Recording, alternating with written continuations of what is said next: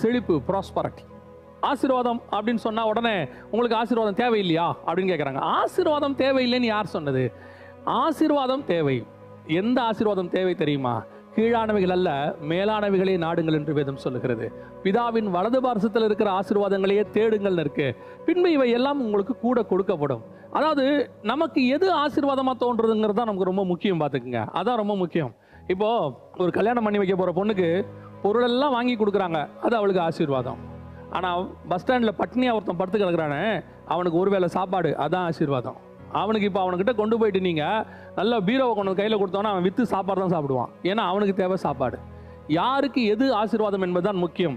பரலோகத்தை நாடி தேடுகிறவர்களுக்கு, சிலுவை எடுத்துக்கொண்டு நடக்கிறவர்களுக்கு இந்த பூமியில் இருக்கிறது ஆசீர்வாதமாக இருக்காது, வானத்தில் இருக்கிறது தான் ஆசீர்வாதமாக இருக்கும். இந்த பூமியில் இருக்கிறது அவர்களுக்கு என்ன தேவையோ, என்ன கிடைக்குதோ கர்த்தர் அதில் அவர்களை திருப்தியாக வைத்திருப்பார். போதும் என்ற மனதுடன் கூடிய தெய்வ பக்தியே மிகுந்த ஆதாயம்.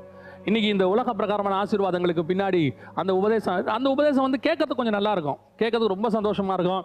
உன்னை அப்படி ஆக்குவேன், இப்படி ஆக்குவேன்.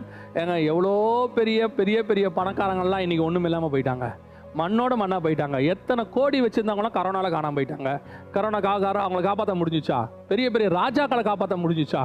அரண்மனைகளுக்குள்ளெல்லாம் புகுந்துருச்சு. எது ஆசீர்வாதம்? கர்த்தருடைய வேதம், பரலோகத்தினுடைய திட்டம், அதை அறிந்து கொண்டு பரலோகத்திற்கு நம்மை ஆயத்தப்படுத்துகிறோமே, அதுதான் ஆசீர்வாதம். இவ்வளோ பணம் வச்சிருந்தோம், ஆசீர்வாதம் எங்க இருந்த? பூமி ஆசீர்வாதமா இருக்குதா? யோசித்து பாருங்க. இந்த உலகத்தினுடைய மொத்த பணமும் இந்த பூமிக்குள்ள தான் இருக்குது, மொத்த தங்கமும் இந்த பூமிக்குள்ள தான் இருக்கு, இந்த பூமியில இருக்கிற எல்லா நிறைவு எல்லாம் இந்த பூமிக்குள்ள இருக்கு. ஆனா பூமி இப்போ ஆசீர்வாதமா இருக்குதா? வீட்டை விட்டு வெளியே வர முடியாம அவன் பூட்டிக்கிட்டு மூக்க மூடிக்கிட்டு வெளியே போய் அலைஞ்சு திரியிறோம். இப்படி ஒரு ஆசீர்வாதம் நமக்கு தேவையா? எது ஆசீர்வாதம் தெரியுமா? தேவனோடு கூட சஞ்சரித்து ஒவ்வொரு நாளும் அவர் சமூகத்தில் உட்கார்ந்து காத்திருந்து வெளிப்பாடுகளை பெற்றுக்கொண்டு வசனத்தில் மேன்மையை அடைந்து ஒரு நாள் வரும்போது மறுரூமாகி போகிறோமே, அதுதான் ஆசீர்வாதம். நம்முடைய நோக்கம், சிந்தனை எல்லாமே பரலோகத்துக்குரியதாக இருக்கணும், இந்த பூமிக்குரியதாக இருக்கக்கூடாது. இந்த நிக்கோலாய் மதஸ்தாருடைய உபதேசம் இன்னைக்கும் சபைகளுக்குள்ளே காணப்படுகிறது. அநேக சபைகளுக்குள்ளே இதை உள்ள கொண்டு நுழைக்கிறாங்க. கடைசி காலத்தில் பிசாசு போராடுறான். அதான் ஆண்டவர் சொல்றார் ஒரு இடத்துல எபேசுகிட்ட சொல்லும்போது, நான் வெறுக்கிற நிக்கோலாய் மதஸ்தாருடைய உபதேசத்தை நீயும் வெறுக்கிறாய் அப்படின்னு சொல்றாரு. அதே காரியம் 2:15 சொல்லும்போது உன்னிடத்தில் இருக்கிறதுன்னு சொல்றார். அப்போ என்ன அர்த்தம்? அன்னைக்கு எதிர்த்தவங்க பிற்பாடு அது சபைக்குள்ள விட்டுட்டாங்கன்னு அர்த்தம். அந்த மாதிரி தான் ஆரம்பத்தில் அநேக ஆவிக்குரிய சபைகள் எதெல்லாம் வெறுத்தாங்களோ, எதெல்லாம் எதிர்த்தாங்களோ, இன்னைக்கு அதையெல்லாம் உள்ளுக்குள்ள சபைக்குள்ள வந்துருச்சு. அது மீண்டுமாக கர்த்தருக்கு ஒரு வெறுப்பான காரியத்தை உண்டாக்குகிறது. கர்த்தர் சபையை விட்டு தூரம் போய் கொண்டிருக்கிறார்.